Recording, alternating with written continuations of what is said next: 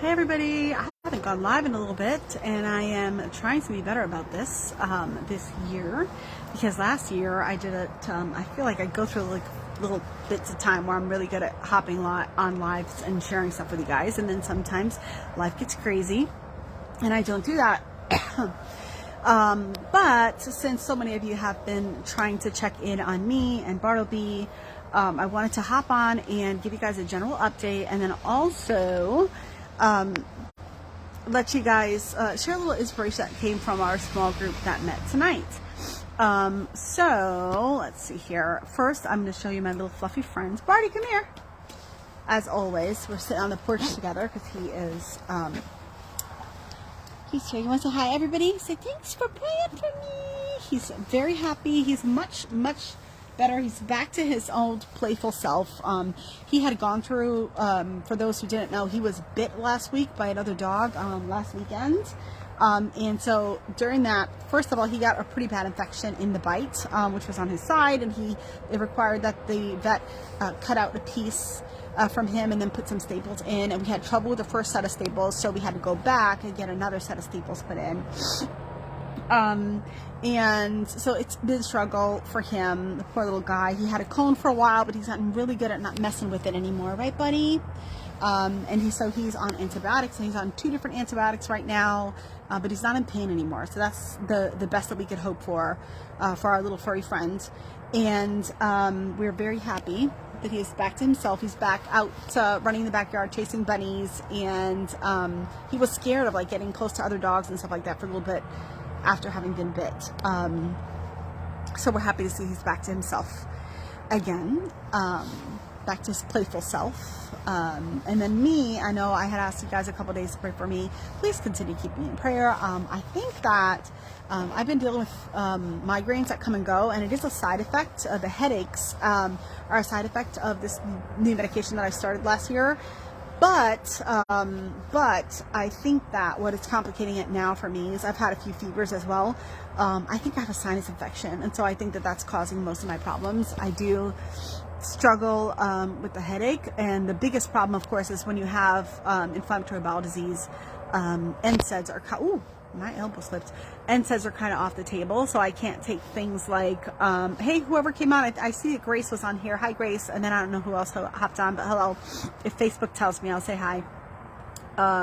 So I think that I probably had something that turned into a sinus infection. So I'm going to go see a doctor tomorrow and get some antibiotics, hopefully, and I'll be on the mend and get the headache stuff under control, because I think some of this headache stuff might be from that sinus infection stuff. So, because I had a migraine, and then the fevers and stuff are what made me think that that's probably a piece of the puzzle. So we'll get checked out tomorrow, and all that stuff. And thanks so much for your prayers.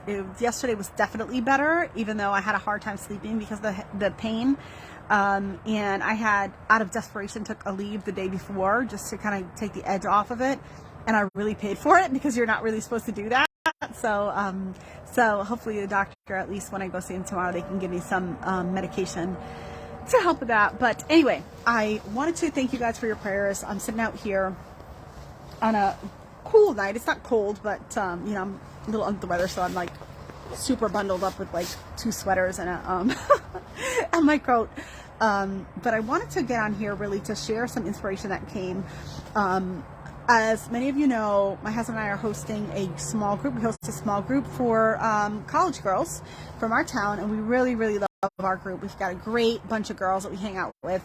But this semester, we've chosen a book about kind of overcoming anxiety and overcoming stressors and things like that, which is we've chosen to go through a series called I can't remember the name of it, but I will put a link to it in the comments. But it's a really powerful series that just talks about how we can start to like shift our thinking and start thinking differently, and how, as we make the shift in our thinking, we'll find that life is not as overwhelming, and things like anxiety and the spirals that happen from anxiousness, how you can kind of get a hold of that. And obviously it's not to negate the fact that some people really struggle with anxiety and depression as diagnoses, and we definitely encourage anybody to get, counseling, therapy, and mental health treatment from a mental health professional. But this lesson has really given us some real tools so far to start at least first kind of diving into our thoughts. And as we spoke this week, I promised the girls anonymity and that I wouldn't share their details with anybody, so I won't give too much detail. But one of the topics that came up as we were discussing is just kind of this thought that we have to be perfect, right? And I think that that's something that maybe some of us have in our minds, like this idea that we have to be perfect in order to be successful, in order to be used by God, in order to achieve something in life, in order to be worth it, we have to live up to a specific standard. And I shared with the girls tonight something that I thought, man, I've shared it with other people in the past, but I thought, man, I probably have a few friends on here that might benefit from this message as well. And so I said, you know what, let me go ahead and share this here, because you never know who else might benefit from this. And so as we were talking about this idea that we have to be perfect and we have to kind of carry ourselves in a certain way, and there's so much pressure, especially as a woman, in the world, there's so much pressure to live up to a specific standard. We live in a world that says women are supposed to look a certain way. We're supposed to achieve certain things. We're supposed to fit into certain boxes. And I won't pretend that it's just women, right? Because definitely it's something that men struggle with as well, right? Like society tells us there are certain things we're supposed to be.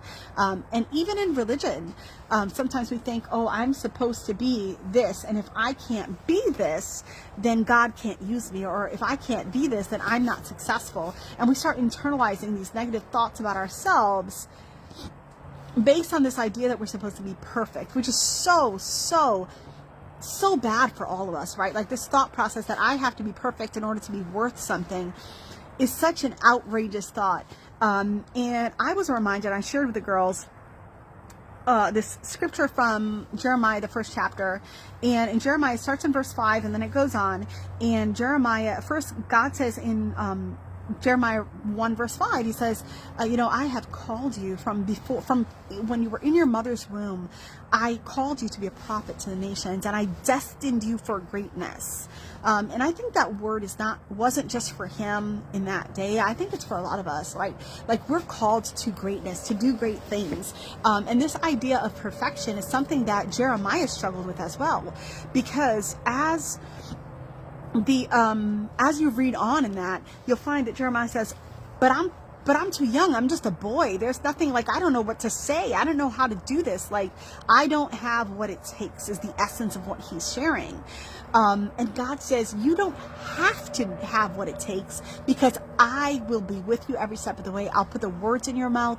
I'll take you where you need to go. Like, I'm taking care of everything. All you have to do is be willing to be used. And that made me think of another conversation I had a while back with somebody, as I mentioned, where sometimes we take on this burden of having to save the world and having to be there for everybody else and having to be perfect and be enough. And we take that on and we think, man, if I make one mistake, everything's going to fall apart. If I do one thing wrong, everything that I dreamed of is going to fall apart and I won't be able to succeed in life. Hey, Bobby.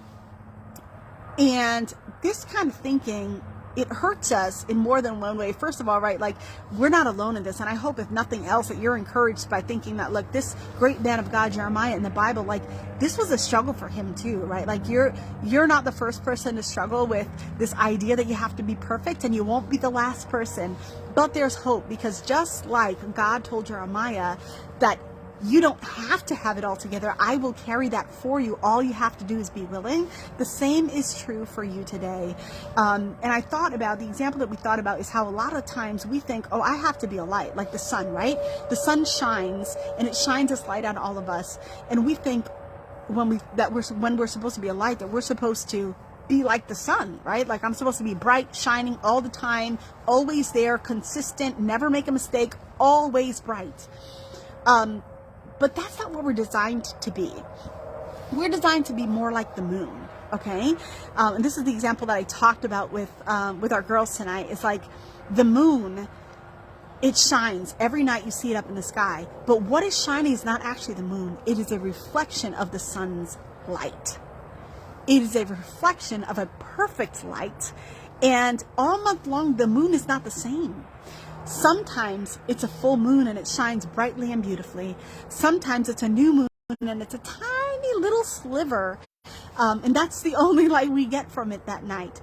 But in all stages of the moon, it is still beautiful and it's still shining the exact right amount of light that it needs to shine at that particular moment in time. So today, if you're struggling with this idea that you have to be perfect or that you have to live up to something, first let me remind you, just like God reminded Jeremiah in the first chapter, He's got you. All you have to do is be willing. And second, it's not your job to be the light. It's your job to reflect the light that God has placed inside of you. It's not your job to keep the fire burning. It's just your job to reflect His light to the world around you. And as you embrace that, as you embrace this idea that I just have to reflect His light, and even if I don't do it perfectly, He can still be glorified and I can still be a light and I can still make a difference for someone, whether I'm shining at a new moon stage or I'm shining at a half moon or a crescent, or whether I'm shining as a full moon, I am still reflecting the amount of light, and the person who sees my light and is attracted to it is the exact person that needed that light this day. So when you feel like you're not shining at 100%, I hope that you're encouraged to know that, first of all, you don't have to come up with that light all by yourself. You're just reflecting the light that is around you. And second of all, that your perfection is not a requirement for you to be successful, worthy, precious to God. You don't have to be perfect. You just have to be willing. And as you walk into that, He will take care of the rest. You'll shine just the right amount of light into just the lives that you're meant to touch today. I hope that encourages you. It really encouraged us as we went through and read a little bit from Jeremiah tonight and kind of talked about pulling ourselves out of that place of like getting lost in the spiral of having to be perfect. And I hope that if that's a struggle for you, this has been encouragement as well. Have a great night, everybody. I'm going to go blow my nose because it's like starting to leak.